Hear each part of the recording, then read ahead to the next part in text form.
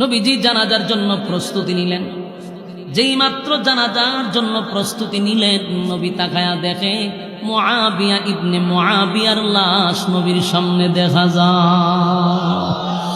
আল্লাহর নবী জানাজা পড়াইল। প্রথম কাতারে ৭০,০০০ ফেরেশতা দাঁড়াইল, দ্বিতীয় কাতারে ৭০,০০০ ফেরেশতা দাঁড়াইছে। নবীজির জানাজার মাধ্যমে মুআবিয়া ইবনে মুআবিয়ার জানাজা কমপ্লিট হলো। নবীজি আশ্চর্য হয়ে গেল, কি এমন সাহাবী, বাপরে বাপ, এতগুলা ফেরেশতা তার জানাজায় শরীক হইল। নবীজি আর কিছু বলেন নাই, চলে গেছে যুদ্ধের ময়দানে।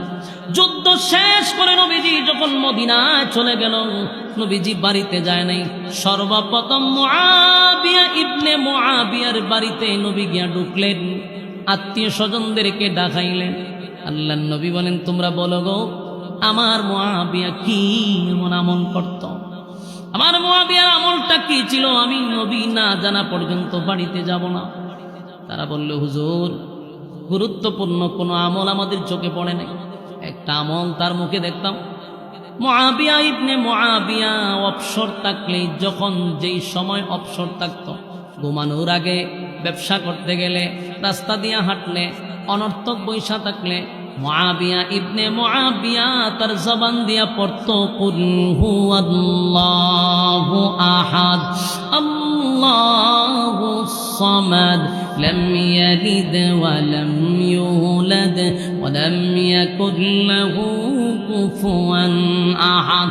আমার যুবক ভাইরা, সেদিন আল্লাহর নবী বলল, হায় রে, আমার মুআবিয়ার এত সম্মান আর এত মর্যাদা, এই সূরা ইখলাস কুল আল্লাহ পড়ার কারণে তার কত সম্মান। তার জানাজার মধ্যে ফেরেশতারা আয়া হাজির হয়।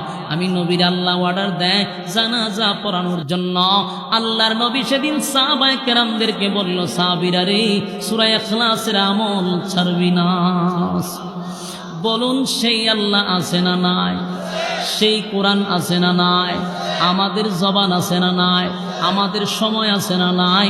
যদি এখনো কোরআন পড়ি, এখনো কোরআন যদি পড়ি, আমার আল্লাহ আমাদেরকে সম্মান বাড়ায়া দিবে, আমাদেরকে ইজ্জত বাড়ায়া দিবে।